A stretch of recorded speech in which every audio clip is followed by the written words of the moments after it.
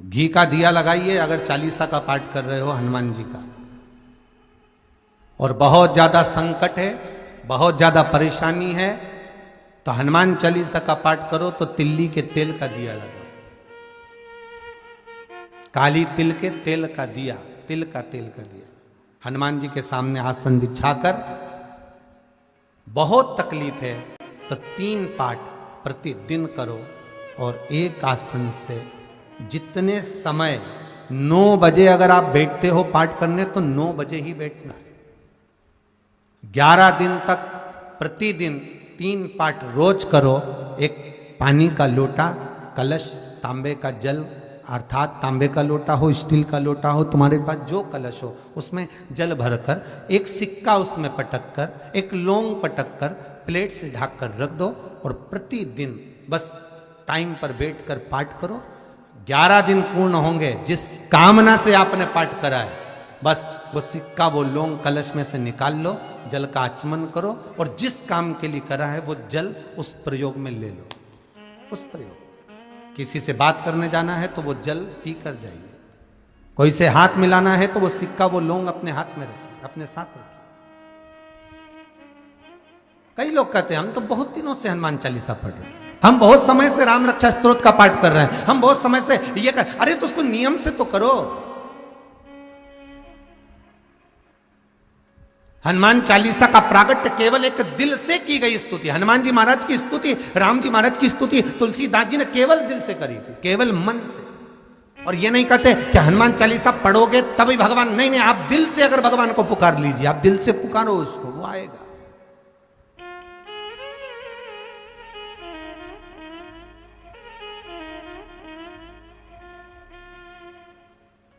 वो प्राप्त होगा हमारा और मिलेगा। उसके मिलन में देरी नहीं हो सकती महाराज, उसके मिलने में कोई चूक नहीं हो सकती, बस मन से पुकारो। रोज हनुमान चालीसा पढ़ते, रोज शिव चालीसा पढ़ते, रोज सरस्वती चालीसा पढ़ते, कोई लक्ष्मी चालीसा पढ़ता, कोई कृष्ण चालीसा पढ़ता, कोई गोवर्धन चालीसा पढ़ता, नित्य प्रति हम भगवान की चालीसा पढ़ रहे हैं। पर हमने ये सोचा, कभी विचार करा कि इस चालीसा का मतलब क्या होता है?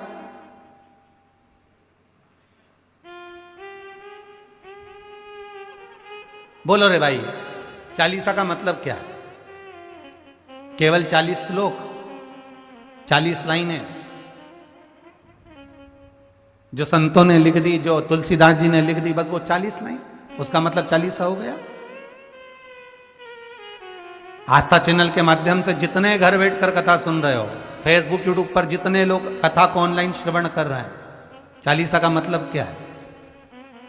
खूब पढ़ रहे हो, जितने पढ़ रहे हो, जितने टीवी के सामने बैठे हो, जितने मोबाइल हाथ में लेकर कथा सुन रहे हो और जितने यहां बैठकर सुन रहे हो, सब चालीसा पढ़ते हो, तो चालीसा का मतलब क्या है?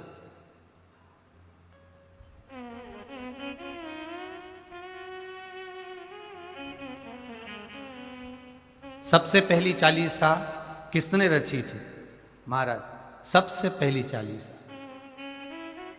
अगर कोई प्रश्न कर ले आपसे, बीच कथाओं में कई बार हमने भी आपको कहा कि सबसे पहली चालीसा की रचना श्री तुलसीदास जी ने करी थी। जिस समय तुलसी बाबा के पास में एक स्त्री आकर रो दी, नैनों से जल बह रहा है उस स्त्री के, और तुलसी बाबा भगवान की भक्ति में डूबे, राम नाम का स्मरण कर कर, रामचरितमानस का स्मरण कर कर गंगा के घाट से निकल कर जा रहे हैं, और वो स्त्री तुलसीदास जी के सम्मुख में आकर रुदन कर दी, तुलसीदास जी के सामने आकर रो दी, नैनों से अश्रु बह रहा है। क्या हो गया? मेरा पति। तुलसीदास जी को लगा क्या पता क्या बोलना चाहती है, अरे हुआ क्या? मेरा पति, मेरा पति 4 बार वो माता कहती है। तुलसीदास जी पूछते हैं हुआ क्या, ये तो बताओ। कोई कह रहा है कि मेरा पति मर चुका है। अरे क्यों चिंता करती है, गंगा का जल ले और शिव का स्मरण कर। तुलसीदास जी कहते हैं शंकर विश्वास रूपीणो, शिव विश्वास है, शिव का स्मरण कर, जा ये गंगा का जल लेकर तो शंकर जी का नाम लेकर तेरे पति पर छीट पिला। कौन कहता है कि तेरा पति मर गया? अगर कुछ ज्यादा दुख भगवान देता है तो किसी सदगुरु के चरणों में भेज देता कि ये मार्ग बता देगा, ये तेरे कष्ट का निवारण कर देगा। अगर कोई दुख आया, कोई तकलीफ आई, कोई कष्ट आया तो किसी सदगुरु की शरण में, किसी संत की शरण में, किसी ज्ञानी की शरण में भगवान भेज देता है, जा वहां पहुंच जा, होगा। क्यों चिंता करती है? ये जल ले जा। अब रुदन इतना कि पति चले गए और बाबा कह रहे हैं कि गंगा का जल ले जा रही। गंगा तो अविरल बह रही है, पर कहा निर्मल मन सो मोहि पावा। भक्ति अगर विश्वास प्रबल है, भरोसा अगर दृढ़ी है और विश्वास अगर दृढ़ी है तो पत्थर में से जब भगवान प्रकट हो जाता है तो गंगा का जल भी अपना काम कर जाता है, अगर विश्वास है।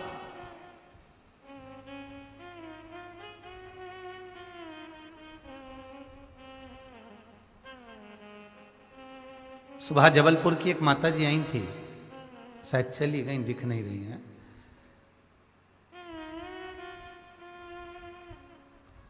यहां पे जो लोग खड़े थे उनके सामने उन्होंने एक शब्द कहा था कि मेरे को शुगर बहुत थी महाराज। कौन खड़ा था? आप खड़े थे बहन? खड़े थे आप? कहां से आए आप? अमरावती। खड़े होके बोलिए, इनको दिखाना भाई।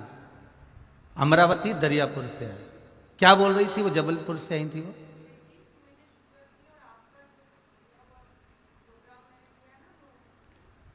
बेलपत्र वाला तो शुगर उसकी आराम से हो गई बिल्कुल, अब ना ऊंची जाए ना नीची जाए। ये विश्वास है, ये बाबा की कृपा है। अगर विश्वास है शंकर पर, अगर भरोसा है मेरे शिव पर, उसका एक ही कहना था, महाराज जी बस शुगर बहुत ऊंची नीची हो रही थी। कथा एक बार सुन ली, आपने कहा था बेलपत्र चढ़ी हुई शिव जी की खाना है, बस पाई। आज संपूर्ण तरह से सुखी हो गई। जहां इंजेक्शन लगते थे रोज लगाकर खाना खाती थी, वो सब बंद हो गया। ये बाबा की कृपा। भरोसो दृढ़ इन चरणन केरो, श्री वल्लभ नक्षचंद्र छटा बिन सब जग माही अंधेरो। अगर विश्वास है तो शिव है। अकाल मृत्यु वो मरे जो काम करे चंडाल का, और काल उसका क्या बिगाड़े जो भक्त हो महा काल का। जो शंकर की उपासना करता है, जो शिव की आराधना करता है, वो दुख कैसे पा सकता? आया मान लो कर्म के दंड के अनुसार दुख आ भी गया तो बाबा उसको हर लेगा, धीरे धीरे हटता है। भगवान कोई तुम सोचो कि बिल्कुल तुम आज के जमाने के लोगों को तो एकदम चमत्कार चाहिए कि हमको तकलीफ ही न तुरंत मिट जाए, तो भगवान कहता है मैं भगवान हूं। और भगवान का मतलब होता है तेरे भवन के अंतर्गत गमन करने वाला, रहने वाला, तेरे भीतर, तेरे अंदर, तेरी चित्तवृत्ति में, तेरे मन के अंदर। मैं मंदिर में नहीं रहता, मैं देवालय में नहीं रहता, मैं तेरे चित्तवृत्ति में, तेरे भीतर, तेरे मन में निवास करता हूं। और जिस दिन तेरे भीतर विश्वास प्रकट हो जाता है, भगवान कहते हैं उस दिन मैं बाहर निकल जाता हूं, अपने आप तेरे सामने आ जाता हूं, तेरे दुख को काटने के लिए, तेरी तकलीफ को, तेरे कष्ट को मिटाने के लिए भगवान स्वतः प्रकट हो।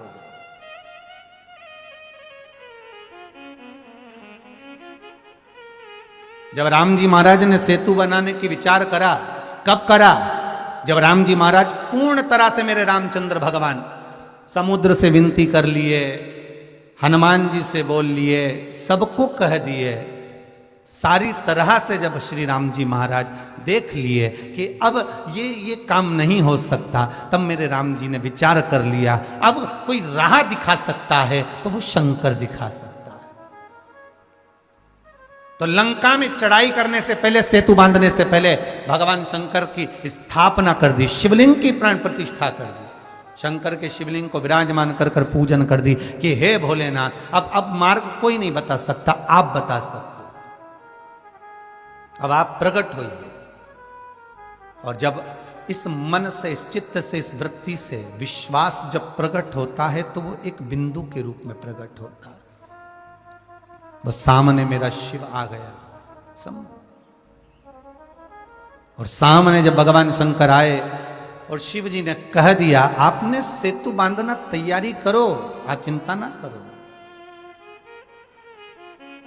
बांधो अब सेतु। तो महाराज विश्वास हमें प्रबल करना है, हमारा भरोसा, हमें दृढ़ता, हमें प्रखर करना। आज के जमाने में लोग बहुत जल्दी डिग जाते हैं, बहुत जल्दी डोल जाते हैं। तुरंत थोड़ा सा दुख आया, तकलीफ आई, कष्ट आया, यहां चले गए, वहां चले गए, पहले इनसे कह दिया, उनसे काम नहीं बना, उनसे कह दिया, उनसे काम नहीं बना, उनसे कह दिया, उनसे काम नहीं बना, उनसे कह दिया। सारे जगत में जब डोल लिए, सारे जगत में जब विनती कर ली, सारे जगत में जब घूम कर आ गए, तब अंत में तब भगवान के पास आकर बैठे। और निवेदन यह है, शिव महापुराण ये कहती है, 24,000 श्लोकों की श्रृंखला ये कहती है, 12 संहिताओं का ये सुख कहता है कि सबसे पहले अपने मन की बात अपन भगवान को जाकर कह दें, अपने इष्ट देव। और हम ये भी नहीं कहते कि तुम शंकर जी से कहो, आपकी जिससे अच्छी पटे उसे पटा लो। राम से पटे तो राम जी को पटा लो, भगवान कृष्ण से पटे तो भगवान कृष्ण को पटा लो, देवी जी से अच्छी बने तो माता जगदम्बा को पटा लो, अगर शंकर से अच्छी बने तो भगवान शिव को बना लो। तुम्हारी जिससे अच्छी बने उसको बनाओ, उससे जाकर विनती करो, उससे जाकर निवेदन करो, वो सुनेगा, वो पाएगा। फिर वही बात है महाराज, बहुत ध्यान से सुनना, अगर घर में धन होगा तो चोरों की नजर, चोरों की दृष्टि अवश्य होगी, और सुंदरता होगी तो लुच्चों की दृष्टि अवश्य होगी, और यदि शंकर की भक्ति होगी तो भोलेनाथ की दृष्टि जरूर होगी। ये पक्का, वो विश्वनाथ आप पर दृष्टि रखेगा, मेरा शंभु आपको देखेगा, इसको दुख क्या है, इसको तकलीफ क्या है। उठा गंगा का जल और ले जा।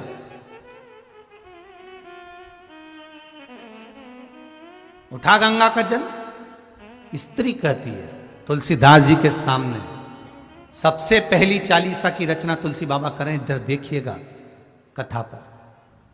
उठा गंगा जल और चली जा, तो स्त्री कहती है कि ये गंगा का जल तो मेरा पति भी घाट पर पड़ा है गंगा के, मेरा पति गंगा के घाट पर ही पड़ा है, और मैंने कई बार गंगा का जल उस पर डाल भी दिया है, पर वो उठ नहीं रहा। मैंने कई बार गंगा का जल डाला पर वो उठा नहीं। मैंने कई बार गंगा का जल छीट दिया पर वो उठ नहीं रहा। सब कह रहे हैं वो मर चुका है, वो मर गया। तुलसीदास जी बोले, अरे विनती को स्वीकार कर, तू गंगा का जल उठा और ले जा। तो यही तो गंगा बह रही है उस घाट से।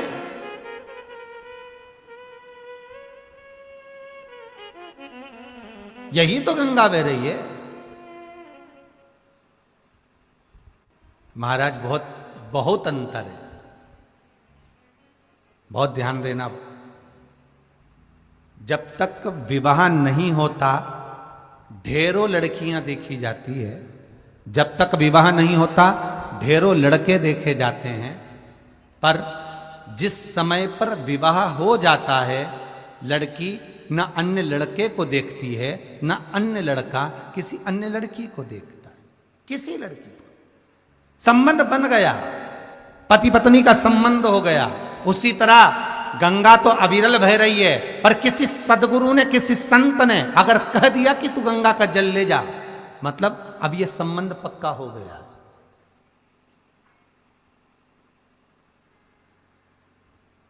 श्रीमद् भागवत में एक भजन आप हमेशा सुनते आए होंगे महाराज, सत्संग ने मेरी बात चलाई, सतगुरु ने मेरी कीनी रे सगाई,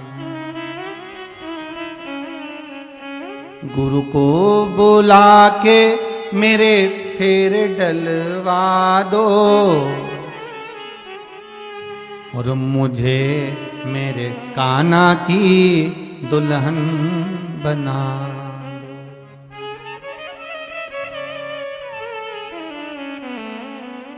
हमेशा अपन भागवत जी में ये भजन बहुत सुने महाराज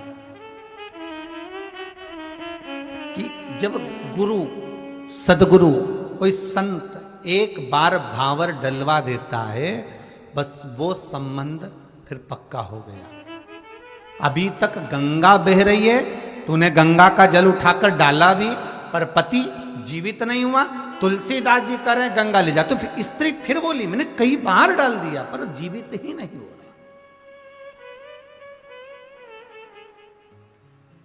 अच्छा, किसी को कोई बता दे सियोर वाला महाराज ये बोला है और तुम ये उपाय कर लो, तो हम तो कब से दिया लगा।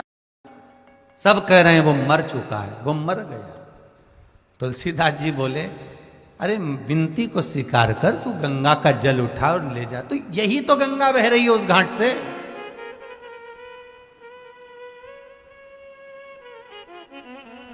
यही तो गंगा बह रही है। महाराज बहुत अंतर है, बहुत ध्यान देना। जब तक विवाह नहीं होता ढेरों लड़कियां देखी जाती है, जब तक विवाह नहीं होता ढेरों लड़के देखे जाते हैं, पर जिस समय पर विवाह हो जाता है लड़की न अन्य लड़के को देखती है, न अन्य लड़का किसी अन्य लड़की को देखता है। किसी लड़की को संबंध बन गया, पति पत्नी का संबंध हो गया। उसी तरह गंगा तो अविरल बह रही है, पर किसी सदगुरु ने, किसी संत ने अगर कह दिया कि तू गंगा का जल ले जा, मतलब अब ये संबंध पक्का हो गया।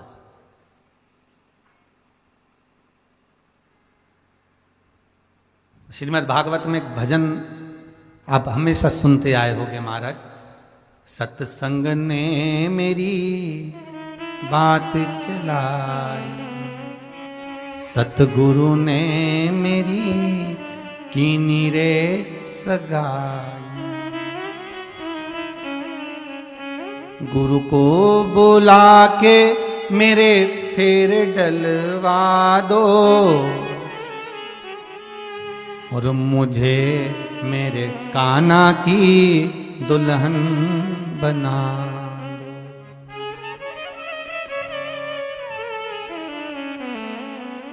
हमेशा अपन भागवत जी में ये भजन बहुत सुने महाराज कि जब गुरु सदगुरु कोई संत एक बार भावर डलवा देता है, बस वो संबंध फिर पक्का हो गया। अभी तक गंगा बह रही है, तूने गंगा का जल उठाकर डाला भी, पर पति जीवित नहीं हुआ। तुलसीदास जी कह रहे हैं गंगा ले जा, तो फिर स्त्री फिर बोली मैंने कई बार डाल दिया पर जीवित ही नहीं हुआ।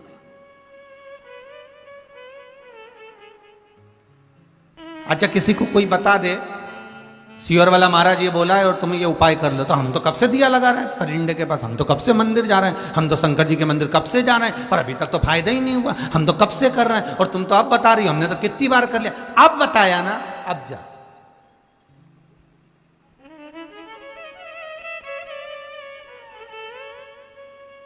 अब जाओ।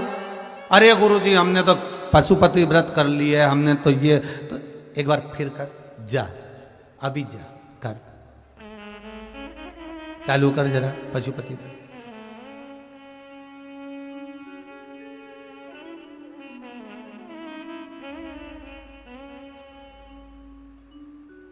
अब फिर बोली गुरुजी अभी नवरात्रे आ रहे हैं, तो यूं बोली कि बीच में जब फोन आए कई लोग हमें नवरात्रे आने वाले, तो हम सोमवार का व्रत और नवरात्रे का व्रत एक साथ कर सकते हैं। हमने कहा बहुत बढ़िया।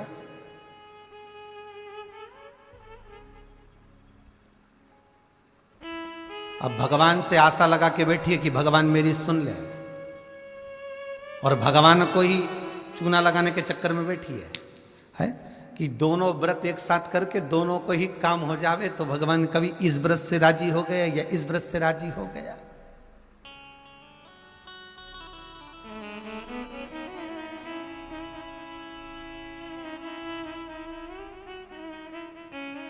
महाराज जाओ, ये गंगा जी का जल उठा लो और ले जाओ, पति पे छीट दो। विश्वास अभी भी नहीं जागा उसको, उस स्त्री का विश्वास देखिए अभी भी नहीं जागा। और विश्वास ना जागा तो फिर कह रही है बाबा अगर आप चलो ना, आप कह रहे हो कि पति जीवित हो जाएगा, तेरा अखंड सौभाग्य हो जाएगा, तो एक क्षण के लिए आप चलकर हाथ रख दोगे ना तो काम हो जाएगा। तुलसीदास जी ने कितनी सुंदर बात कही उस नारी से, माता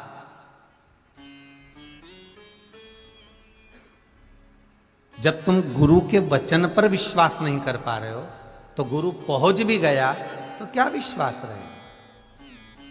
माता केवल आप ये जल ले जाओ और आप छीट दो, ले जाइए जल उठाकर। अब सोचा, अब ले जाती हूं। और फिर भी कह रही है गुरुदेव कुछ कृपा। गुरुजी के उठा लो, पानी का लोटा भरकर लेकर गई, पति पर छीटा, पति जीवित हो गया। पति तो जीवित हो गया, अकबर को सूचना मिल गई।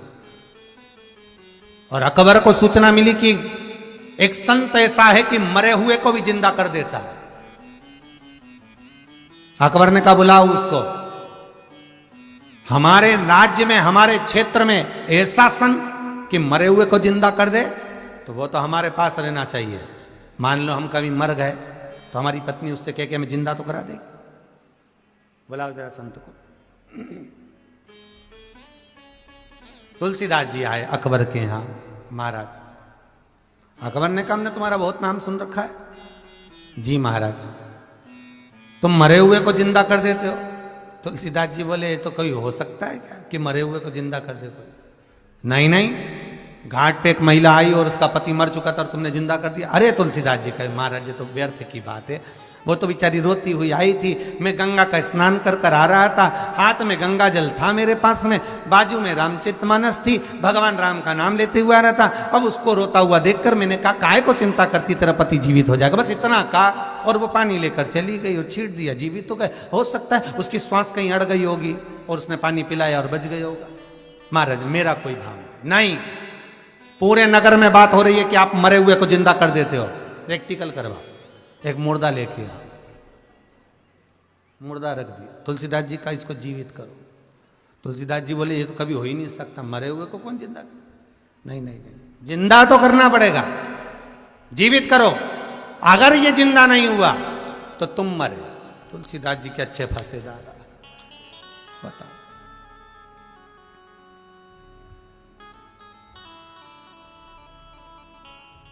ये बड़ी विचित्र फंस गए जी। होता है ये, उसी में का हल हो गया। जैसे एक संत जा रहे थे तीर्थ करने के लिए तो चेले को छोड़ गए आश्रम में का चेला तुम यहीं रहना, शालिग्राम जी की सेवा करना। जी गुरुदेव। अब इतने बड़े शालिग्राम, अब उनकी सेवा करता। एक दिन चेला आम के पेड़ के नीचे सोया, ऊपर दिख गया आम। अब उसने सोचा राम जी आम तो बड़ा सुंदर लग रहा है पर चढ़ना नहीं आता, तोड़े कैसे? अब वो आश्रम में कोई पत्थर भी नहीं दिखा। अब वो गए तो अंदर से शालिग्राम जी को लिया, जो दिया धर के, तो आम तो नीचे आ गए, शालिग्राम जी ऊपर रह गए। अब शालिग्राम जी ऊपर रह गए। अब इसने सोचा राम जी बड़ी आफत पड़ी, शालिग्राम जब नीचे कैसे आए?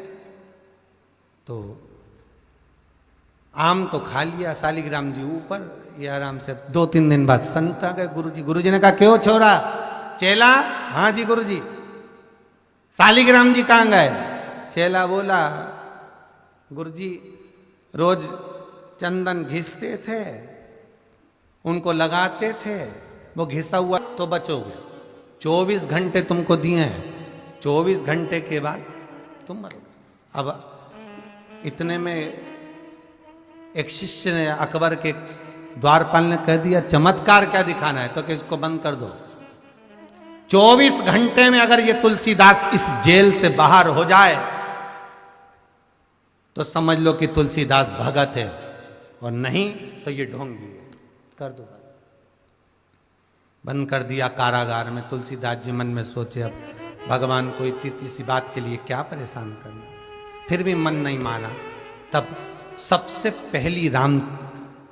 पहली चालीसा तुलसीदास जी ने उस कारागार में, उस कैद में एक एक चौपाई लिखकर प्रारंभ कर दिया। महाराज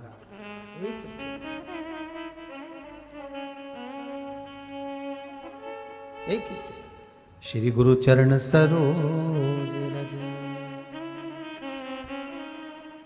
निज मन मुकुर सुधार। एक एक लाइन तुलसीदास जी लिखते जाते हैं। जैसे जैसे 40 लाइन धीरे धीरे पूरी होती चली जाती है, अकबर के राज्य में बंदर बढ़ते चले जाते हैं। जहां 40 लाइन पूरी, बंदरों का आक्रमण भयंकर पूरी अकबर के राज्य को तहस नहस कर दिया। अकबर घबरा गया, ये क्या हो गया, इतने बानर कहां से आ गए। सैनिक बोला वो राम का भगत है, हनुमान आ गए, छोड़ो अब जल्दी से, अगर वो नहीं छूटेगा तो सारे बानर नष्ट कर देंगे। तब 40 सा पूरी हुई। पावन तनय संकट हरन मंगल मूर्ति रूप, राम लखन सीता सहित हृदय बसौ सुर भूप। भगवान की जब 40 सा पूर्ण करी, तुलसीदास जी को माला पहनाकर अकबर बाहर लेकर आया। अकबर जैसे लाया, तुलसीदास जी ने चारों तरफ देखा, देखते ही बानर गायब हो गए। बस वो 40 तुलसीदास जी ने जो रची, वो 40 नहीं थी। आप भी इतनी जिंदगी से पढ़ते आ रहे हो, 40 का मतलब क्या होता है, मन से की गई स्तुति, मन से पुकारा गया हो भगवान को, दिल से पुकारा गया हो भगवान को। केवल मतलब ये नहीं कि 40 लाइन होना चाहिए भगवान को पुकारने के लिए। आप बस निवेदन इतना है कि भले नेत्र नहीं हो, भले हस्त ना हो, भले चरण ना हो, भले चित्तवृत्ति, पर मन, ये दिल, ये वृत्ति, ये भगवान को दे दीजिए। आप दिल से एक बार भगवान शिव को पुकारो, तुम दिल से एक बार भगवान को बुला कर देखो, भगवान सम्मुख में खड़े मिल जाएंगे। बस उसे प्रकट करना।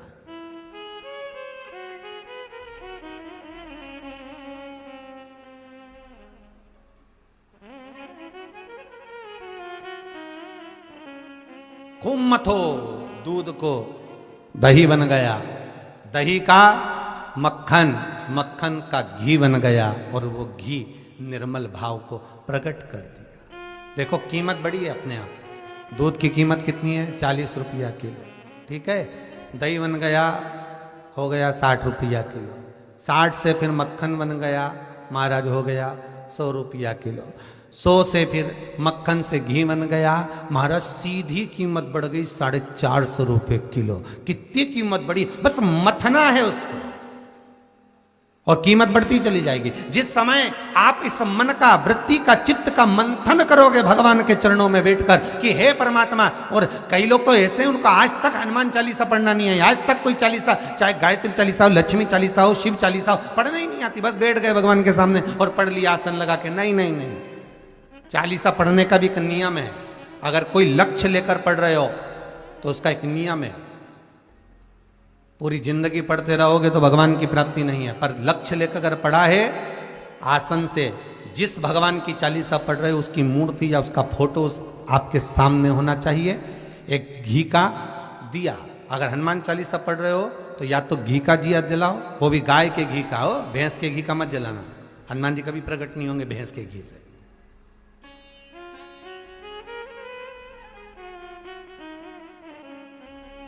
फिर वही वाली बात आ गई जो पहले कथा में कहा, अपने लिए अच्छा वाला घी छाट के लाना, अच्छी कंपनी का लाना, और जब यज्ञ करने बैठे, पूजन करने बैठे, हवन करने बैठे, भगवान का कोई पाठ पूजन करवाई, पूजा वाले दुकान पे बोलना कि पूजा का घी चाहिए।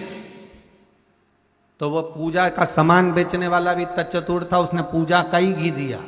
तो इन्हें पूछा भैया ये घी कितने का, तो क्या 80 रुपए का। तो 80 रुपए का आधा किलो, तो क्या पूजा का है। विचार करिए जरा। अब और मांग कितना रही है, बस बेटा सीए में पास हो जाए भगवान, इसीलिए मेरा पूजन कराई। अब भगवान बोल रहा 80 रुपया का घी हमको लगा रही चूना, 80 रुपया का, और वो भी पूजन वाले की दुकान पे जाके।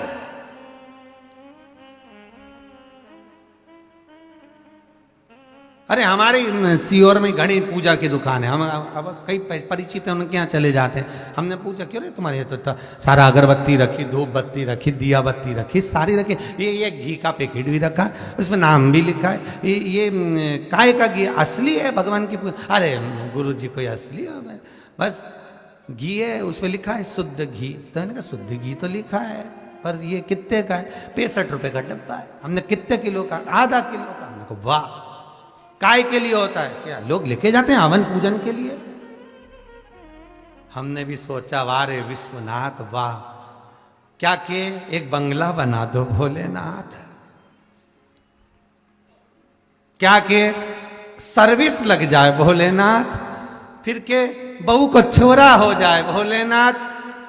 अब भोलेनाथ जी से पूछा ये देते क्यों नहीं? तो भगवान भी बोले बस वो पूजा वाली दुकान का 80 रुपए में काम चला रही है और ढेरों का मांग रही। अब बताओ, तुम सोचो कि भगवान क्यों प्रसन्न नहीं हो रहा। मेरा निवेदन केवल इतना सा है, तुम भगवान को लाखों का मत दो, करोड़ों का मत दो। भगवान कभी आकर नहीं बोलेगा कि मुझे करोड़ों का रुपया देना। भगवान कभी आकर नहीं बोलता कि मुझे लाखों का धन देना। भगवान कभी आकर नहीं कहता कि मुझे आभूषण देना। भगवान कभी आकर नहीं कहता कि मुझे वस्त्र देना। भगवान केवल एक बात कहता है कि तुम अपना दिल देना, अपना मन देना, चित्तवृत्ति देना। तुम अपना मन तो दो।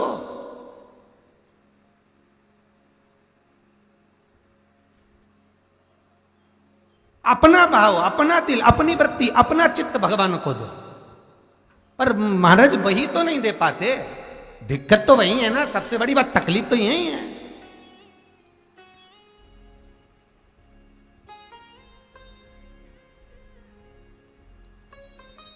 महाराज एक जमनादास जी थे,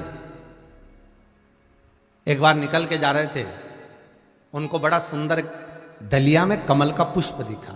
तो उन्होंने पूछ लिया कि ये पुष्प कमल का ये कितने का है? माली ने कहा महाराज जमनादास जी मात्र 2 रुपए का। ओहो, दे दीजिए। कहाँ ले जाना है? जमनादास जी बोले मैं श्रीनाथ जी जा रहा हूं नाथ द्वारा, तो श्री जी बाबा को दूंगा। ये पुष्टि मार्ग के 252 वैष्णव की वार्ता जी में से एक वार्ता है। ये फूल मैं श्री जी बाबा को समर्पित करूंगा, गोवर्धन नाथ जी को, ठाकुर जी को दूंगा। अच्छा अच्छा ठीक है। इतने में वहीं से उस नगर का एक राजा निकल कर जा रहा था, सेठ, जिसका नाम था यवनराज। यवनराज ने फूल देखा तो वेश्या के घर जा रहा था, उसने सोचा जाते जाते वेश्या के लिए फूल ले चलता हूं। कितने का है? तो जो फूल जमनादास जी ने ठाकुर जी के लिए खरीदा था, वही फूल यवनराज ने उस वेश्या के लिए खरीदना चाहा। ये फूल कितने का है? जमनादास जी बोले ये फूल तो हमने खरीद लिया। नहीं नहीं, कीमत कितनी है? फूल वाला बोला 4 रुपए। उसने दुगना कर दिया। दुगना होता है, आप भी प्रैक्टिकल करके देखना। बाजार में भिंडी खरीदने जाओ, गिलकी खरीदने जाओ, पैदल जाओगे तो 16 रुपए 20 रुपए किलो मिल जाएगी भिंडी, हो मोटरसाइकिल से जाओगे तो 25 रुपए किलो हो जाएगी, हो और 4 व्हीलर गाड़ी से जाओगे तो 30 रुपया किलो हो जाएगी। और प्रैक्टिकल करके देखना। और सीहोर वाला महाराज कहीं झूठ तो नहीं बोल रहा, जरा प्रैक्टिकल जरूर करना। जो चीज बड़ी दुकानों पर महंगी मिल रही है, वही चीज छोटी दुकानों पर जाकर खरीद कर देखना, वही कंपनी, वही चीज वहां मिलेगी सस्ती। पर दिक्कत इतनी सी है ना, अगर छोटी दुकान पे जाए तो फैशन कहां से हो? लगना भी तो चाहिए कि हम कोई चीज खरीद रहे हैं। दिक्कत तो वहां आड़ी पड़ी है।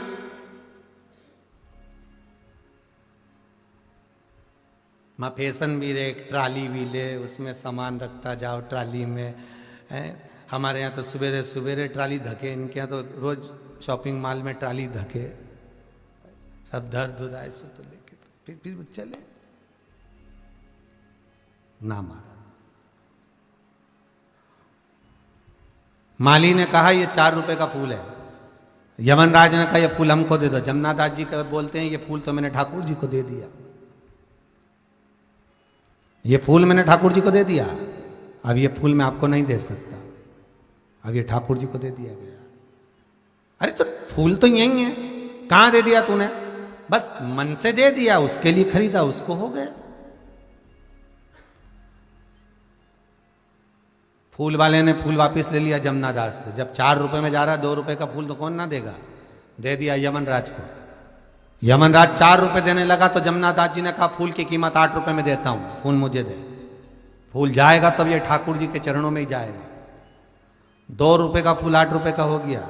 यमनराज बोला फूल की कीमत 16 रुपया, जमुना दास बोले फूल की कीमत 32 रुपया। यमनराज बोले फूल की कीमत 64 रुपया। फूल बढ़ता गया, कीमत बढ़ती गई, 100, 200, 500। फूल की कीमत जमुना दास श्रीनाथ जी को चढ़ाने के लिए 20,000 में लेने को तैयार हो गया। यमनराज ने फूल की कीमत 40,000 रुपए लगा दी और कहता है जमुना दास सुन ले, तो नगर के सेठ से भिड़ रहा है, तेरी औकात क्या है? जमुना दास जी बोले मेरी कोई औकात नहीं, मैं तो ठाकुर जी के चरणों का दास। भगत तो भगत होता है। फूल की कीमत अब क्या 80,000 रुपए लगाए। जमुना दास अपनी बहन के घर गया। जी 2 मिनट मेरे साथ चल। हाँ बोल, क्या हुआ जमन, तू चल तो सही। जमुना दास जी ने कहा बहन मेरा मकान है, तो कितने में खरीद सकती है? हो पैसे की जरूरत है? हाँ तू बोल कितना चाहिए? 1 लाख रुपया दे देगी? और ले। फूल की कीमत 1 लाख रुपए जमुना दास ने लगा दी है। यमनराज ने सोचा फूल की कीमत 2 लाख रुपए लगाऊंगा, 2 लाख में तो 10 वेश्या घर में ले आऊंगा। अगर एक वेश्या को 2 लाख का फूल दूंगा तो 10 वेश्या घर में आ जाएगी। काहे को फूल की कीमत बढ़ाऊं? फूल छोड़ दिया। जमुना दास ने मकान बेचकर फूल ले जाकर श्रीनाथ जी के चरणों में जैसे ही रखा, श्री जी बाबा के मस्तक का मुकुट नीचे गिर गया। तो जमुना दास जी ने पूछा ठाकुर आपको क्या फूल पसंद नहीं आया? श्री जी बाबा बोले नहीं नहीं जमुना दास, फूल तो पसंद आया, पर इस फूल के आगे ये हीरे का मुकुट हल्का लग रहा था, इसलिए फेंक दिया इस फूल के आगे। और यदि आपके घर में जितने लोग कथा सुन रहे हैं, आपके घर में अगर श्रीनाथ जी का फोटो हो, श्रीनाथ जी की मूर्ति हो, श्रीनाथ जी का चित्र हो, तो वो चित्र का दर्शन करना। जो जमुना दास ने फूल ठाकुर जी के चरणों में चढ़ाया था, वो फूल आज भी श्रीनाथ जी के हस्त कमल पर नजर आता है। आज भी श्रीनाथ जी का जो हाथ ऊपर है उस पर एक फूल लगा हुआ नजर आएगा आपको। आपके घर में फोटो हो, मोबाइल में फोटो हो श्रीनाथ जी का, तो दर्शन करना, वो फूल हाथ में दिखेगा। क्योंकि जमुना दास जी का वो फूल ठाकुर जी ने कभी नहीं त्यागा, क्योंकि जो दिल से दिया था। यहां धन की कीमत नहीं है, यहां भाव की कीमत होना चाहिए, निर्मलता की कीमत होना चाहिए, सुखवृत्ति की कीमत होना चाहिए। आप जिस कामना से सुन रहे हो, आप जिस करुणा से, जिस कामना से आप श्रवण कर रहे हो, वो आपकी कामना बाबा विश्वनाथ पूर्ण जरूर करे। वो देने में तो कमी नहीं रखेगा। महाराज वही बात का ध्यान करिए। तेरे दरबार की बाबा निराली शान देखी है, तेरे दरबार की बाबा निराली शान देखी है। तुझे देते नहीं देखा, पर झोली भरी देखी। वो दिखता भले ना हो, वो सामने भले ना हो, पर वो झोली तो भर ही देता। जो मांगा वो मिला।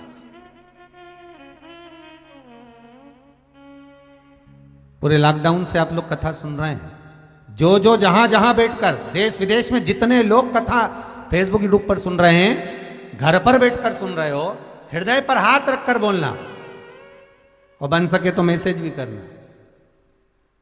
भले आप अपना मैसेज पहुंचाना जरूर, सत्य बोलना कि इतनी कथाओं में बाबा ने आपको दिया कि ना दिया। चित्तवृत्ति जो तुमने दिल से करा है, जो तुमने भगवान का स्मरण भाव और चित्तवृत्ति से जो करा है, जो कथा सुनी है, उसका मिला तो है, वो देने में कमी नहीं रखता। शिव महापुराण की कथा कर रही है, और वो भी शिव पुराण जो चल रही है वो हनुमत चरित्र शिव महापुराण। पहले सती चरित्र वाचा, पार्वती चरित्र वाचा, गणेश चरित्र वाचा, अब जो चरित्र चल रहा है ये हनुमत चरित्र।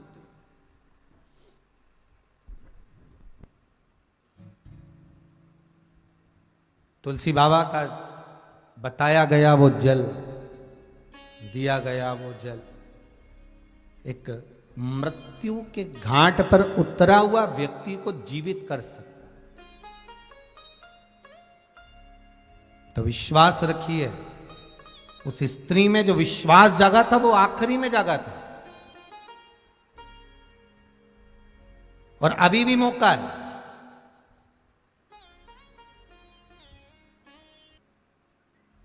वो कैसे कहते हैं ना, जीवन पानी के बुलबुले की तरह। हम तो कह पानी का बुलबुला भी जान दो, वो जो गैस वाला गुब्बारा होता है ना, गैस वाला जो गुब्बारा होता है उसमें जब तक गैस भरी रहती है वो सब दूर डोलता है, वो बहुत ऊंचाई तक भी जाता है, बहुत ऊपर। और जब उसमें गैस खत्म तो वही गुब्बारा धीरे धीरे धीरे धीरे नीचे की ओर आ जाता है। बस जब तक गैस है डोल ली है, उसके बाद वापस नीचे आ गया, और वो डोरी में बंधा होता है, वो डोरी खींच ली जाती है वापस नीचे। बस यही मनुष्य का शरीर है, यही मानव देह। जब तक है जप लिए, फिर गए तो गए, गैस समाप्त, पास गई। शिव कथा कह रही, भगवान शंकर का पावन चरित्र कर रहा है। ये शिव महापुराण कोई साधारण सी पुराण नहीं है।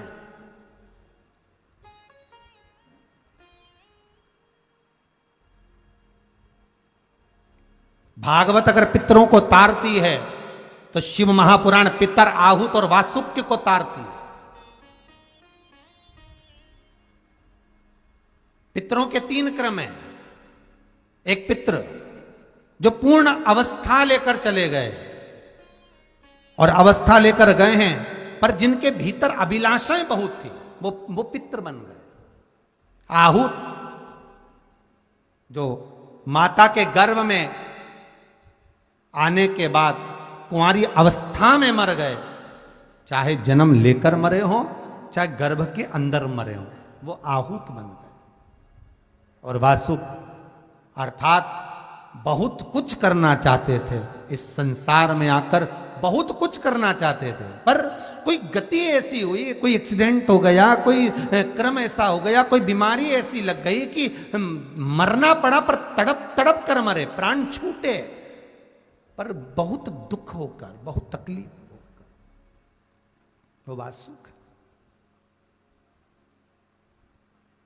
भागवत पितरों को तार देती है, पर शिव महापुराण की कथा, शास्त्र कहता है कि शिव महापुराण को श्रवण कर कर जाने वाला जीव, भले वो सुनने वाला नहीं बैठा, भले वो सुनने नहीं बैठा, जो जिसके पितर हैं, जिसके वासुक है, जिसके आहूत हैं, पर शिव पुराण कर रही है, जो श्रवण कर कर भी जाता है, और जिस मार्ग से श्रवण कर कर वो निकल रहा होता है, उस मार्ग में जितने अधोगति में मरे होते हैं, चाहे वो पितर हो, चाहे वासुक हो, चाहे आहूत हो, जितने अधोगति में मरे होते हैं, वो जीव भी तरते चले जाते हैं, मात्र जो श्रवण कर कर जा रहा है।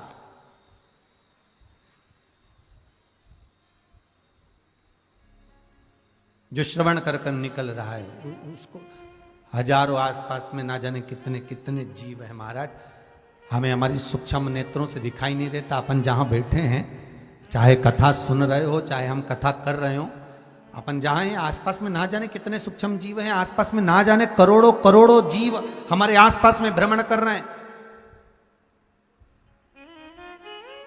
और उनकी एक ही अभिलाषा रहती है कि हमारी मुक्ति हो जाए, हमारा मोक्ष हो जाए। तो शिव महापुराण उन जीवों को भी तार देती है। फिर कहा, अगर मान लो संपूर्ण शिव महापुराण की कथा श्रवण करने को ना भी मिली हो, संपूर्ण शिव महापुराण की कथा हम श्रवण ना भी कर पाए, तो शिव महापुराण की कथा कहती है मात्र एक क्षण, मात्र एक क्षण, आधी में पुनि आद, बस एक क्षण भी अगर शंकर की कथा का मिल गया तो वो जीवन का सुख प्राप्त हो जाता, वो जीवन का सुख प्रदान कर जाता। महाराज उसी क्रम में शिव महापुराण में जो 12 संहिता हैं, 24,000 श्लोक हैं, एक बार देवऋषि नारद के मन में ये प्रसंग अड़ गया।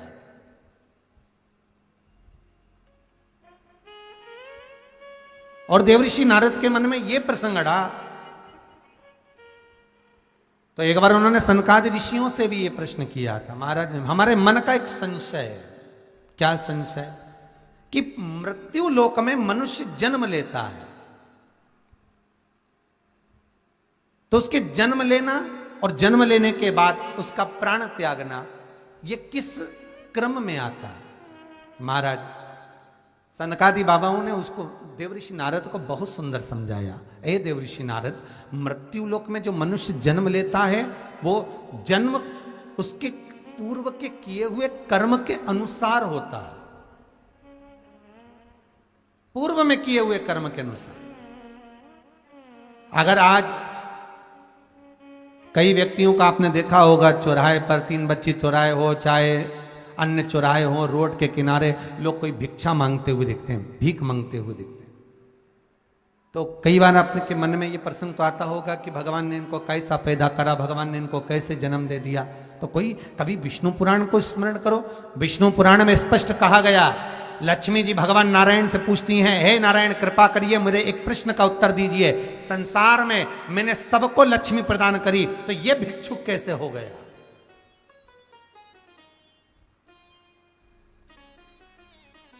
इसकी वृत्ति में भिक्षा पात्र मैंने दिया ही नहीं है। लक्ष्मी जी कहती हैं, जब मैं सबको धनपति बना दी, सबके पात्र में मैंने लक्ष्मी दी है, सबके भाग्य में मैंने लक्ष्मी दी है, तो ये भिखारी कैसे बन गया, ये भिक्षुक कैसे बन गया? भगवान नारायण कहते हैं, हे लक्ष्मी सुनो, एक ख्याति की पुत्री लक्ष्मी, बड़े ध्यान से सुनो, तुमने इनके भाग्य में लक्ष्मी तो दे दी, पर इनकी जो भिक्षावृत्ति है ये इनके कर्म से मिली है। देखो, लक्ष्मी सेठ को भी मिल रही है तो लक्ष्मी भिखारी को भी मिल रही है। मिल रही कि नहीं मिल रही? लक्ष्मी तो सभी के भाग्य में, पर ये मांग क्यों रहा है? ये पात्र लेकर ये जगत में डोल क्यों रहा है? किसी किसी के दरवाजे पर जाकर ये आवाज क्यों लगा रहा है कि भिक्षाम देही? किसी के दरवाजे पर आवाज क्यों लगा रहा है कि भैया 2 रुपया दे दो, 5 रुपया दे दो, 1 रुपया दे दो? क्यों क्यों? कारण क्या है? भगवान कहते हैं, लक्ष्मी तूने तो सबके भाग्य में लक्ष्मी लिखी, तूने तो देने में कमी ना रखी। अगर कोई सेठ है तो उसके भाग्य में भी लक्ष्मी है, और कोई भिखारी है तो उसके भाग्य में भी लक्ष्मी है। तूने देने में कमी नहीं रखी है। पर ये जो भिक्षा मांग रहा है, ये जो कटोरा हाथ में लेकर जगत के सामने फैला रहा है, ये इसके कर्म से फैला रहा है। तो कर्म से कैसे? भगवान बोले, लक्ष्मी सुन, तूने तो बहुत दिया, लक्ष्मी इसके भाग्य में भी आई, पर बात इतनी सी है लक्ष्मी कि इसका जो पूर्व का किया हुआ कर्म है, पूर्व का किया हुआ कर्म है, कोई लेके आया तिजोरी में रखता गया, कोई लेकर आया अलमारी में रखता गया। अर्थात इसने न दान करा, न पुण्य करा, न सत्कर्म करा, ना किसी गरीबड़े को भोजन कराया, ना 1 गिलास पानी पिलाया। बस कारण वही रहा, लक्ष्मी तो इसके भाग्य में रही, पर इसके हाथ में कटोरा आ गया कि भिक्षुक के रूप में, भिखारी के रूप में तू जगत में डोलता फिरे, जगत में घूमता फिरे। ये जितने भिखारी नजर आते हैं, ये कोई साधारण नहीं है, पूर्व समय के करोड़पति हैं। बस अंतर इतना है, भगवान विष्णु ने बनाना था इनको वापिस करोड़पति, तो जो आगे का था कबूतर वाला, तो वो करोड़पति का इनका निकाल लिया इनके बुरे कर्म के अनुसार। तो वो क्या हो गया? करोड़पति की जगह रोड़पति। बस वही कर्म का भोग है भोग। शिव पुराण कर रही है, भगवान शंकर की कथा कर रही है, 24,000 श्लोकों का ये आनंद सुख कर रहा है कि भगवान शंकर का जो पावन चरित्र कर रहा है कि शिव के अनुकूल, शंकर को भजने के लिए, पाने के लिए कुछ देना नहीं है, शंकर को पाने के लिए केवल चित्त वृत्ति को निर्मल रखना। शास्त्र कहा एक सुंदर महत्तम आया, देवराज नाम का एक ब्राह्मण था, और वह देवराज, हे ब्राह्मण,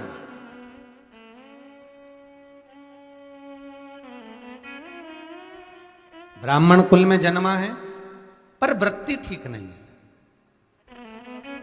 चोरी का धन लाता है, घर में उसका भोग करता है।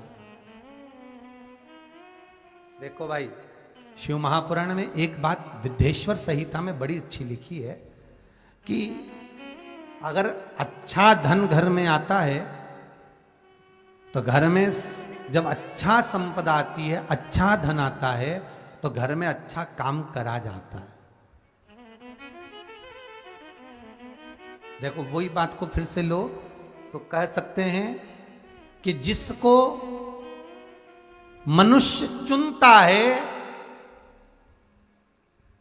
वो संसद में जाकर बैठता है, जिसको आपने चुना, जिसको मनुष्य ने चुना वो संसद में जाकर बैठता है, और जिसको भोलेनाथ चुनता है वो सत्संग में जाकर बैठता है।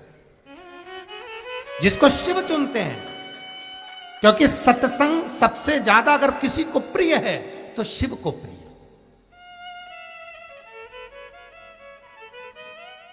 शंकर को सबसे ज्यादा सत्संग प्रिय।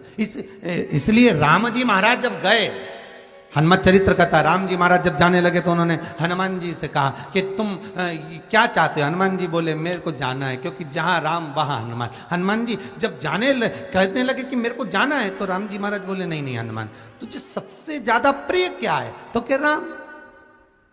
तो हनुमान तू कह रहा है सबसे ज्यादा प्रिय है राम प्रिय है, तो एक बार जिस समय देवऋषि नारद का अपमान हुआ, विश्वामित्र बाबा का अपमान हुआ, उस समय पर एक राजा ने जब अपमान करा तो तूने उसको राम नाम लिखकर एक जगह पर बिठा दिया और कहा कि तू राम नाम जपते रहे। उसने राम नाम जपा। तब हनुमान याद कर, मेरे सम्मुख में तू खड़ा था और युद्ध होने वाला था, तो तूने क्या कहा था? प्रभु आप इसको मार नहीं सकते क्योंकि ये आपका नाम ले रहा है। राम से बड़ा होता है राम का नाम, आप इसे मार नहीं सकते। तब आपने ये संवाद कहा था, हनुमान बता तेरी प्रियता क्या है? हनुमान जी कहते हैं प्रभु आपने मुझे जगा दिया, क्योंकि मुझे श्राप ये मिला था कि तू जागेगा किसी की जगाने पर, आपने मुझे जगा दिया। इसलिए हे नाथ, अब मैं जाना नहीं चाहता, सत्संग करना चाहता।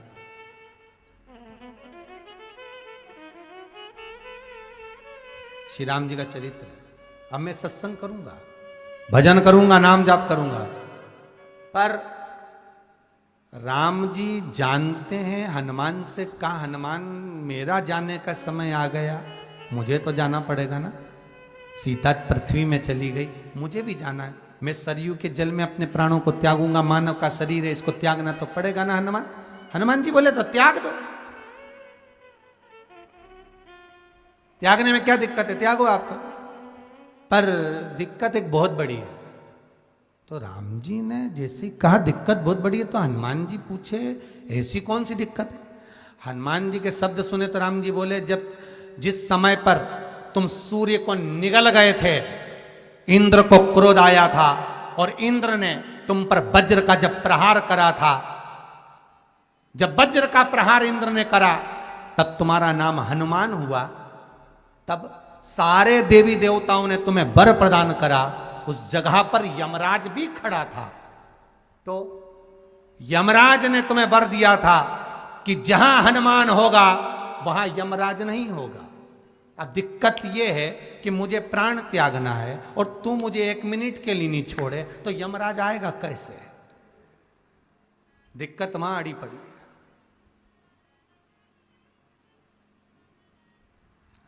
हनुमान जी मुस्कुरा के बोले राम जी महाराज से, प्रभु मैं आपके बिना रह नहीं सकता। तो राम जी बोले, मैं भी जानता हूं कि तू मेरे बिना नहीं रह सकता, पर एक काम तो कर सकता है ना। क्या? मैं अगर कोई काम बताऊंगा तो तू करेगा कि नहीं करेगा? हनुमान जी बोले, आपका काम और मैं ना करूं, ऐसा कभी हुआ है? जरूर करूंगा। ठीक है। बस अब राम जी महाराज ने सोच लिया कि हनुमान को जाने से पहले काम पर लगाना। अब वो कौन सा काम था? बोलो रे भाई। हनुमान जी को कहां काम पर लगाया राम जी ने? किस जगह पर काम पर लगाया? अरे सभी ने रामचरितमानस सुनी है, खूब सुनी, जल्दी बताओ। राम जी महाराज ने प्राण त्यागते समय, सरयू जी में प्राणों को देते समय, राम जी ने हनुमान जी को किस काम में लगाया था? कि राम जी ने अपने हाथ की एक मुद्रिका जिस पे राम लिखा हुआ था, वो मुद्रिका एक अयोध्या की एक सरंग में जमीन में डाल दिया और हनुमान से कहा जा जरा ढूंढ के लेके आ, मैं अभी घूम कर आया। और हनुमान जी तलातल रसातल भूमि के नीचे पताल में चले गए उस मुद्रिका को ढूंढने के लिए जिस पे राम लिखा है। और हनुमान जी पूछते भी जा रहे, राम कहाँ है? राम की मुद्रिका पड़ी थी, राम की अंगूठी है। अब राम का ही सत्संग करते करते जा रहे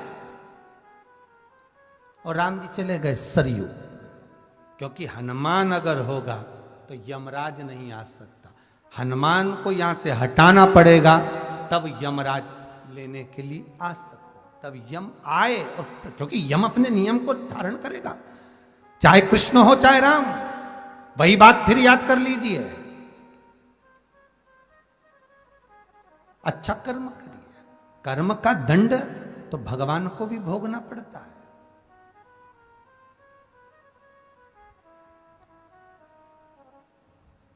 मत बुरे कर्म कर बंदे वरना पछताएगा, भगवान की आंखों से तू बच नहीं पाएगा, तू बच नहीं पाएगा, भोगना तो पड़ेगा। फिर वही बात है, भगवान से नहीं डरना, मत डरो। माता पिता से नहीं डरना, मत डरो। घर के बड़ों से नहीं डरना, मत डरो। घर के बुजुर्गों से नहीं डरना, मत डरो। वेद और पुराण से नहीं डरना, मत डरो। धर्म और शास्त्रों से नहीं डरना, मत डरो। तुम किसी गुरुजन से नहीं डरना, मत डरो। किसी तीरथ से नहीं डरना, मत डरो। तुम घर के बुजुर्गों से नहीं डरना, मत डरो। पर अपने कर्म से जरूर डरना, क्योंकि कर्म का भोग तो परमात्मा को भी भोगना पड़ता है। ये राम अवतार, ये कृष्ण अवतार, ये जितने अवतार हैं, माता जानकी को भी कैद में पड़ना पड़ा, माता चिड़िया को कैद में रखा। भगवान कृष्ण के चरण में बाण लगा, केवल राम अवतार में उन्होंने छुप कर मारा। तो बाली कर्म का बहुत। मत बुरे कर्म कर बंदे वरना पछताएगा, भगवान की आंखों से तू बच नहीं पाएगा।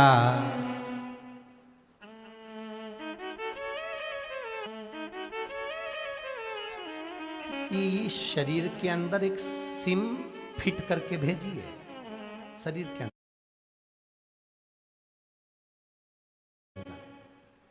तुम जहां जाते हो भगवान को सब मालूम है क्या कर रहा है, कितनी रोटी खाई, कितनी गाली दी। जरा देखो तो सही, बस शिशुपाल गाली बका तो कन्हैया जी को कैसे मालूम पड़ा कि 99 हो गई? अरे विचार करो, क्या 24 घंटे भगवान कृष्ण शिशुपाल के साथ में रहते थे क्या? भागवत जी में वर्णन है 24 घंटे भगवान कृष्ण शिशुपाल के साथ रहते थे? नहीं। फिर शिशुपाल की 100 गालियां भगवान गिनकर उसके सिर को काट देते हैं। मतलब ये पक्का है कि सिम तो फिट थी, पता चल रहा था कि कितनी बकी गई। और तुम भी अंदाजा लगा लो, जितना आड़ा टेढ़ा बोलते हो ना, जितनी जितनी गाली देते हो। कई लोग कहते हैं बहुत अच्छा था बेचारा, चले गया। चले तो गया, पर सिम भी तो देखी जाए कौन सी कंपनी की थी और कितना उसमें पावर था, वो तो देखो।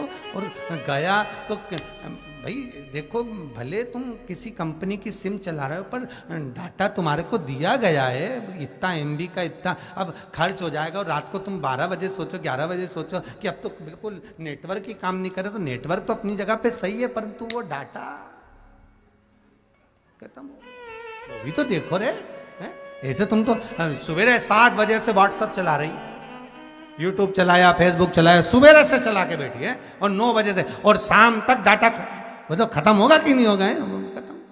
अब सोच रही कि अब तो चल ही नहीं रही है, बस यूं यूं घूम रही है, बस ऐसे ही घूमता रहे, और चल तो ही नहीं। और 3-4 बार क्लिक करा, खुल जा खुल जा खुल जा।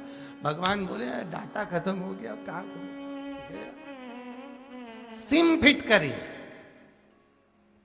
कितना भजन करा, कितना स्मरण करा, कितना कीर्तन करा, फाइल कंप्लीट है यमराज के पास में। जब प्राण छूटेंगे, एक लाल कलर की फाइल लेके चित्रगुप्त सामने मिलेगा, और पहले नंबर पे पूछेगा तेरा क्या होगा रे कालिया। पहला ही शब्द रहेगा, बोल कितना भजन करा, कितना कीर्तन करा, कितना स्मरण करा, कितना नाम जाप करा, पूछेगा। मृत्यु लोक में आया था, 21,600 श्वास प्रतिदिन निकली है, 3.5 करोड़ रोम छिद्र मनुष्य के शरीर में है, 3.5 करोड़ बार भगवान का नाम लेना था, तब जाकर ये शरीर शुद्ध हो पाता एक दिन में।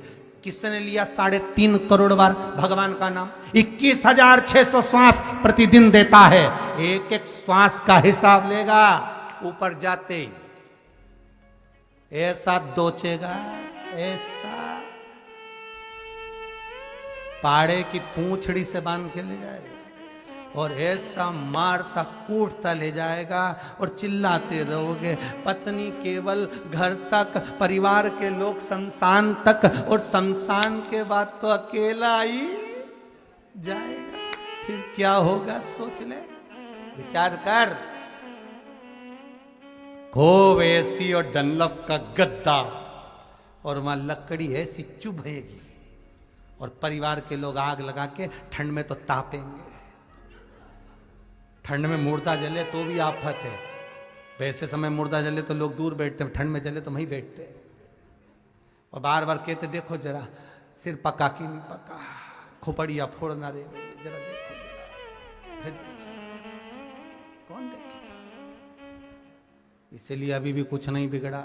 निवेदन है, भगवान का भजन करते चलो, स्मरण करते चलो, सिम को चार्ज करते चलो। रात को 11 बजे जब कम चले हो, ऐसा ऐसा घूमता रहे, तो बस चार्ज कर लो तुरंत। क्या करना है? 50 का बैलेंस डलवा लो, अर्थात 108 बार भगवान शंकर का नाम ले, सिम फिर चार्ज। बस भगवत भजन में, स्मरण में, चित्तवृत्ति में, नाम जाप में जो सुख है, सत्संग में जो आनंद है, वो सुख कहीं नहीं मिल सकता। बस वो परमात्मा को समर्पित करते हुए। देवराज ब्राह्मण होकर कर्म से वंचित, कर्म से वंचित हो गया देवराज, ब्राह्मण होकर, और भगवत भजन में ना डूबा। चोरी का धन लाता और भोग करता, कितने दिन भोग करेगा? कई लोगों को कहीं सोने की चेन मिल गई पड़ी हुई, किसी ने खींच ली, कोई किसी का पैसा खा गया, कोई किसी का धन खा गया, किसी ने किसी का मोबाइल छुपा लिया, किसी ने किसी का बैग चुरा लिया। कितने दिन तक सुख भोगोगे वो मोबाइल का? कितने दिन तक सुख भोगोगे वो चेन का? कितने दिन तक सुख भोगोगे वो बैग का? कितने दिन तक? इससे तो आगे भजन ही है साथी। फिर क्या होगा? बस पड़ा रह गया।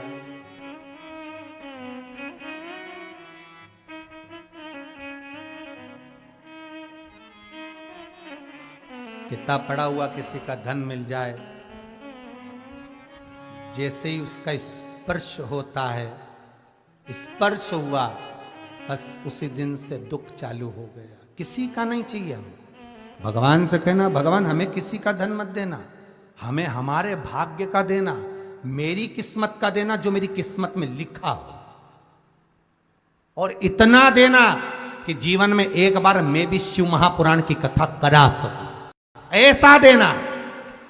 धन ऐसा मत देना कि डॉक्टर में लगाऊं, पुलिस में लगाऊं, यहां लगाऊं, वहां गलत जगह पर मेरा धन ना लगे।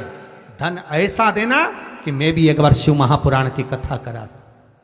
और जग का कल्याण कर सके। धन ऐसा मिलना चाहिए। अब किसी कहीं कई लोग इस चक्कर में पड़े हैं, महाराज जी जरा देखना, हमको किसी ने बताया है कि जमीन में हंडा गड़ा है। हमने कहा अगर सारी दुनिया की जमीन में हंडा गड़ा होता तो एक आध हंडा हमको भी ला दो, कुबेरेश्वर महादेव का मंदिर बनवा दे। हंडा कहाँ है? जमीन में से हंडा निकालने के लिए 25-50 ना जाने कितने बाबा जोगी के पास गए, हाथ पे डोलियाए, पैर पड़ियाए, हंडा तो नहीं निकला, ने खोद खोद के मर गए। क्या मतलब का? एक काम करते कि भगवान की भक्ति में ऐसे डूब जाते, शंकर का ऐसा अनुमोदन करते, मेरे कुबेरेश्वर महादेव का ऐसा स्मरण करते, मेरे महाकाल मेरे विश्वनाथ का ऐसा नाम जाप करते कि शंकर पार्वती को कहते जा लक्ष्मी से कहे कि इसको हंडा दे ही आए। शिव कहते पार्वती से कि लक्ष्मी से बोल इसको हंडा देता। वो काम का है।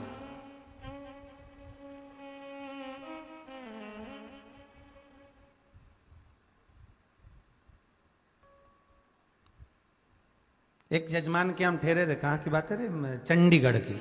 अब चंडीगढ़ की बात, जजमान के हम ठहर गए। अब जजमान के ठहरे तो वो सुबह से जजमान के जो लड़का और बहू वो सुबह से केवल राशि देखे वो अखबार में, मेरी कन्या राशि, मेरी कुंभ राशि। अब रोज पढ़े, अब उसमें लिखा था आज राजसी योग है। इतने खुश हुए कि उन्होंने आज राजभोग खिलाया। अच्छा बढ़िया रसगुल्ला ला के, हमने पूछा रसगुल्ला क्यों? गुरु जी राशि में लिखा है राशि योग, राजसी योग। और मालूम पड़े दोनों जनी कहीं जा रहे थे मोटरसाइकिल से, और मोटरसाइकिल से जाते जाते सामने से एक स्कूटर आ रहा तो उससे भड़क गए, और भड़क गए तो हॉस्पिटल में पड़े। अब हमने जजमान से कहा चलो मिल यहाँ राजसी योग है, देख लो। अब हम पहुंचे, हमने कहा क्यों रे रामू? और बेटा सारी का तू? गुरुजी पत्रिका तो अखबार में तो लिखा था राजसी योग। हमने कहा बस राजसी योग यही है कि पलंग पे पड़े रहो, डॉक्टर तुम्हें मुंह में गोली दवाई खिलाए। ये भी तो राजसी योग ही है, पड़े रहो देखते रहो, कोई आएगा तो दवाई दे देगा, कोई आएगा तो रोटी खिला जाएगा, पड़े रहो। और आसपास में सारे चेले तुम्हारे घूम ही रहे, सारी प्रजा।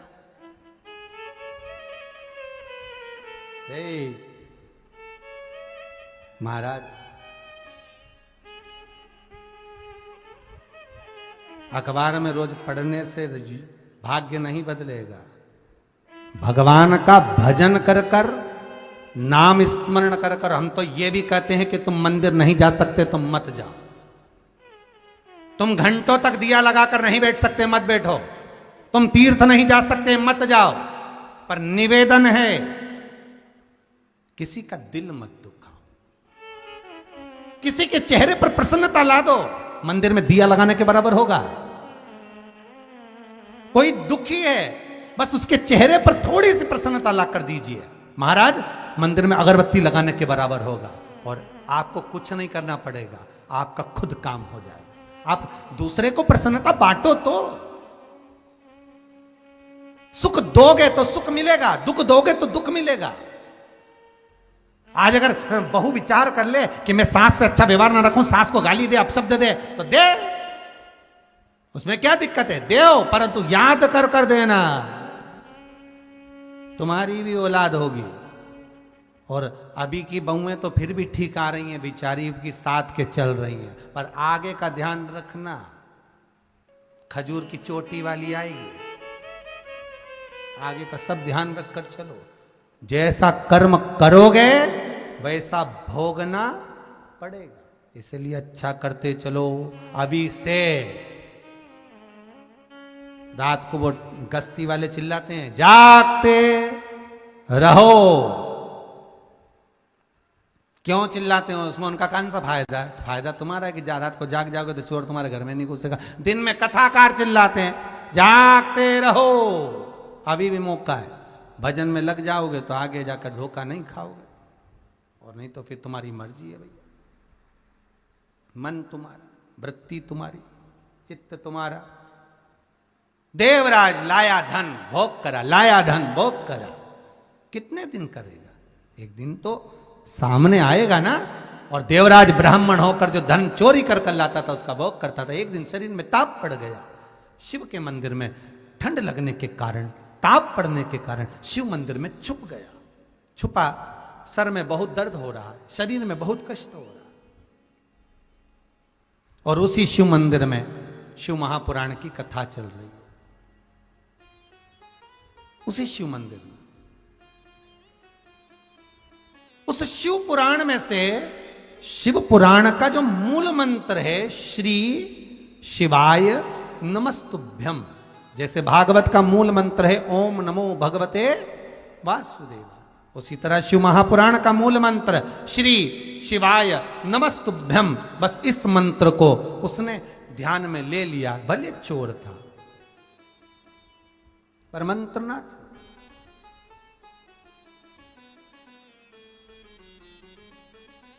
शरीर में तपन हो रही है, सिर दर्द बहुत है। बीच बीच में महाराज चिल्ला रहे हैं हर हर महादेव। जैसे ही महादेव बोले इसको और कष्ट हो, कितना सिर दर्द हो रहा है, ऊपर से महाराज चिल्लाए जा रहे। अब कुछ ही समय बाद ये ठंड की तपन से रहा नहीं गया, बाहर निकला।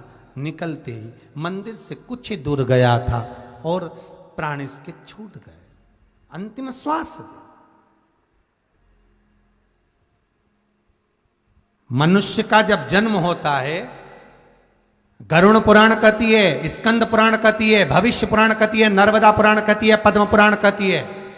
बच्चा जब जन्म लेता है और मां के गर्भ से जन्म लेने के बाद उसकी जो नाल कटती है, उस कटने के समय पर उसके मरने की तारीख, तिथि, दिन, समय, पल, घड़ी निश्चित कर दी जाती है कि कब मरेगा और कहां मरेगा, किस जगह पर मरेगा, वो निश्चित हो गया।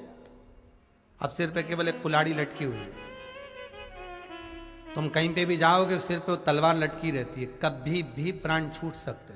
भले वो तलवार नहीं दिखे पर प्राण तो कहीं पे। कई लोग ऐसे हुए, एक हमारे वो जजमान कहाँ सोनकच रहते थे, उनके बहू बेटा गए कहाँ गाडरवाड़ा, शादी में जा रहे थे। अब गाड़ियां लॉकडाउन के टाइम पे मिली नहीं, तो वो ट्रक के अंदर बैठ के गए, और ट्रक के अंदर बैठ के गए, ट्रक ही पलट गया। बेटा बहू बच्चे सब समाप्त।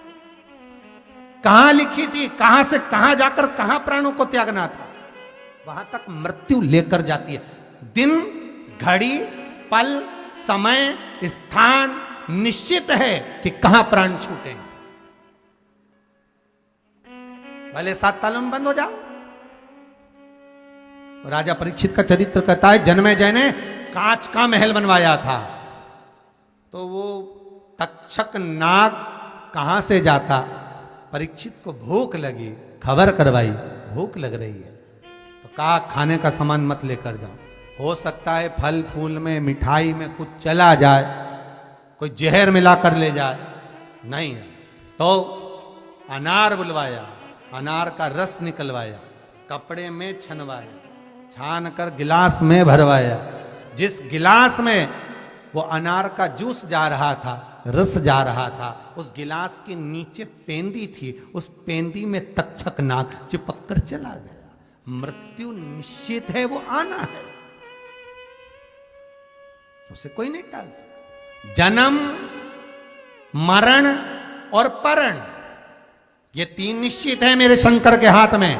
डॉक्टर ने कहा 3 महीने बाद डिलीवरी हो जाएगी, ये तारीख को ये समय पे होगी। डॉक्टर ने कहा बस 8 दिन बाद डिलीवरी, और मालूम पड़े जापा होना था 4 तारीख का, 10 तारीख आ गई। डॉक्टर को 3-4 बार तो दिखाया ही, देखना डॉक्टर साहब अभी 4 तारीख बोली थी, और डॉक्टर के अभी 2-4 दिन के 12 तारीख हो, 15 हो गई। क्यों? क्योंकि वहां से नहीं छूटी है। जन्म भगवान के हाथ, मरण भगवान के हाथ। डॉक्टरों ने कह दिया अंतिम सांसें चल रही, घर ले जाओ, घर ले गए, मालूम पड़े 1-1.5 साल तक तो अम्मा पलंग पे निकाल दी। लो, और पंडितों ने पत्रिका देखकर कहा था खूब लंबी उम्र है, मालूम पड़े एक्सीडेंट हुआ, अटैक आया, मर गया। लो, सारी उम्र धरी की धरी रह गई। अभी ना जाने कितने लोग कोरोना महामारी में चले गए, फोन लगाकर बोलते हैं गुरुजी हमारे पिताजी की पत्रिका तो पहले कहते थे कि खूब जिएंगे, खूब लंबी उम्र है, और तो वो चले ही गए। बताओ कहां उसके हाथ जन्म, मरण और परण। ढेर लड़कियां देख लो, ढेर लड़के देख लो, पर जो भाग्य में लिखी होगी वही मिलेगी, और जो भाग्य में लिखा होगा वही मिलेगा। 50 छानो, 1000 बायोडाटा देखो, 1000 लड़कियां देखो, 1000 लड़के देखो, जो लिखा है वही होना। ये संबंध आज के नहीं है, पूर्व के हैं भाई। एक आध दिन के संबंध थोड़ी ना। कितनी देखी और कितने देखे, जरा विचार करो। और भाग्य में यही लिखा था और किस्मत में यही लिखी थी। उसका कारण है कि ये आज का संबंध नहीं, ये पूर्व का है। संबंध जन्म, मरण, परण 3 किसी के हाथ में नहीं है। किसी ने कह भी दिया इतनी तारीख तक विवाह हो जाएगा, मालूम पड़े पीछे आगे हो गया, क्योंकि ये सब शिव के हाथ है, शंकर के हाथ।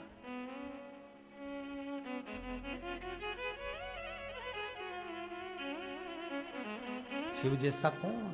भोलेनाथ से निराला यहाँ कोई नहीं, भोलेनाथ से निराला यहाँ कोई नहीं, भोलेनाथ से निराला यहाँ कोई नहीं, भोलेनाथ से निराला यहाँ कोई नहीं। ओ कोई नहीं रे यहाँ कोई नहीं, कोई नहीं रे यहाँ कोई नहीं। ओ कोई नहीं रे यहाँ कोई नहीं, कोई नहीं रे यहाँ कोई नहीं। भोलेनाथ से निराला यहाँ कोई नहीं, भोलेनाथ से निराला यहाँ कोई नहीं। शंभोनाथ से निराला यहाँ कोई नहीं, शंभोनाथ से निराला यहाँ कोई नहीं। भाव से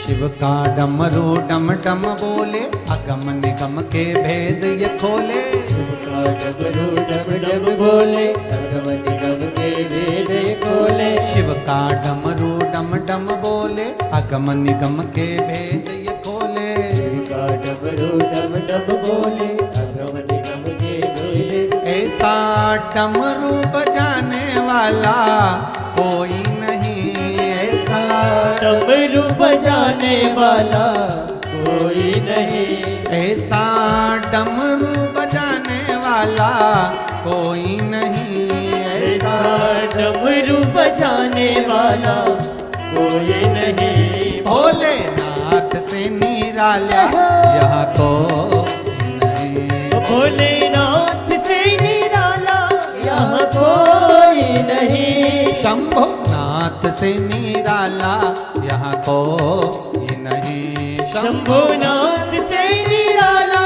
यहाँ कोई नहीं।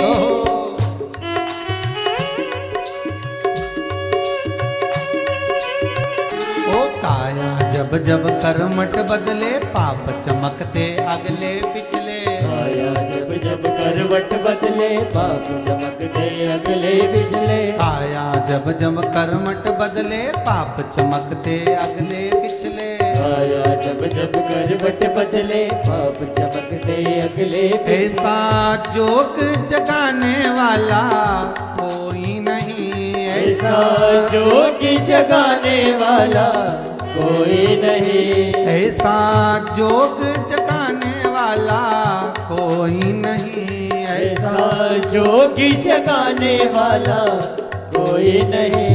भोलेनाथ से निराला यहाँ कोई नहीं, भोलेनाथ से निराला यहाँ कोई नहीं। शंभो बाबा से निराला यहाँ कोई नहीं, शंभो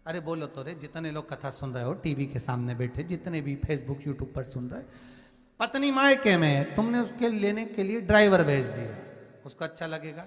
नहीं। पति खुद आए तो फिर तो वो उसकी रुचि का भोजन बनाएगी जो उसको अच्छा लगेगा। पापा मम्मी से कहेगी, मम्मी उन्होंने कहा है मैं आ रहा हूं लेने के लिए, ड्राइवर नहीं भेजा है, खुद आ। बस अंतर यही है, तुम संसार में किसी को भी जपना, बैकुंठ से विमान आएगा, पार्षद लेने के लिए आएंगे, पर भगवान नहीं। पर शिव महापुराण की कथा कहती है, जिसने अंतिम समय में शिव का अनुमोदन कर लिया, शिव का स्मरण कर लिया। शंकर जी के पास तो गण है, शंकर जी, और गण भी तुम्हें मालूम है कैसे हैं, कोई 3 आंख का, कोई 4 आंख का, किसी का हाथ नहीं, किसी का मुंह नहीं। एक बार भगवान ने विचार करा था कि मेरा कोई भगत मरेगा तो इनको लेने भेज दूंगा। अब एक भगत को मरने में देरी थी, तो शंकर भगवान ने कहा जाओ वहां जाके खड़े हो जाओ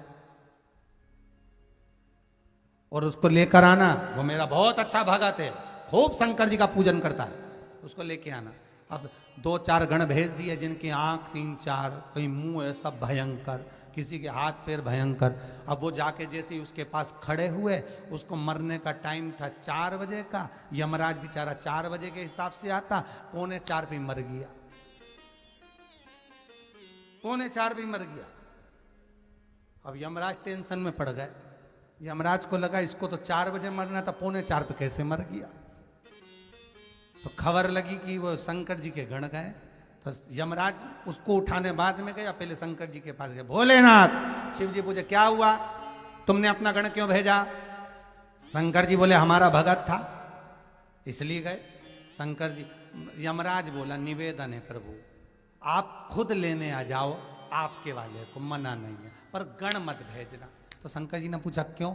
उसके मरने का टाइम था 4 बजे, ये पहले से पहुंच गए, इनको देख के ही मर गया, इनको देख के ही नहीं पड़ गया बेचारा। तुम नहीं जा, अब तुम किसी गण को नहीं भेजोगे।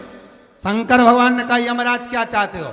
यमराज बोले कि बस हम तो इतना चाहते कि आपका जो भगत होगा, जो आपकी आराधना करेगा, आपकी स्मरण करेगा, उसको लेने ना तो बैकुंठ से कोई पार्षद आएगा, ना कोई गण आएगा, उसको लेने आप नंदी लेके खुद आओगे। शंकर भगवान के हम तो चाहते ही यही थे, हम तो यही चाहते थे। इसलिए शंकर के जो भगत होते हैं, जो प्राण त्यागते हैं शंकर का स्मरण कर कर, शिव का नाम लेकर, उनको लेने ना पार्षद आते ना गण आते, क्योंकि गण के चक्कर में 15 मिनट पहले मर जाते। इसलिए शंकर जी खुद आते। क्या लेकर आते हैं? नंदी। और नंदी पे लेकर बड़े प्रेम से, यमराज आता है तो पाड़ा लेके आता है, भगवान नंदी को लेके खुद, भगवान कहते हैं बैठो तुम नंदी पर, और भगवान अपने भगत को नंदी पर बिठाकर खुद पैदल चलकर नंदी का मुख पकड़कर शिव कैलाश ले जाते हैं।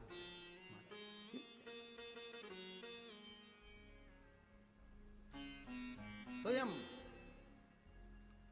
महाराज, काहे की नैया बनी कौन खीवैया, कौन लगा देगा पार। महाराज, चंदन की नैया बनी शिव जी खीवैया, शंभो लगा देगा पार।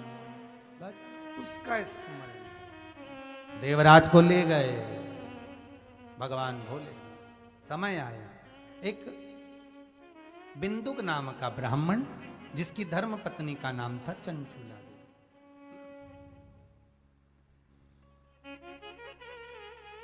ये भी चोरी करता था, धन लेकर आया। आज जिस दीवाल पर से कूद रहा था, इसको नहीं मालूम था कि नीचे पानी भरा हुआ है, कोई बावड़ी है, कोई कुआं है, कूद गए। और जैसे ही बावड़ी और कुएं में गिरा, प्राण छूट गए। शिव महापुराण की कथा कहती है 3 तरह से मरे हुए व्यक्ति को स्वर्ग नहीं है, 3 तरह से मरे हुए व्यक्ति का मोक्ष नहीं है, 3 तरह से मरे हुए व्यक्ति को मुक्ति नहीं मिलती। पहला, पानी में डूबकर मरा हुआ, दूसरा सर्प के डसे से मरा हुआ, तीसरा स्त्री के हाथ से मरा हुआ।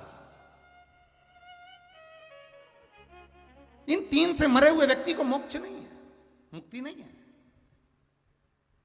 अगर कोई पानी में डूबकर मरा है उसने मुक्ति नहीं पाई।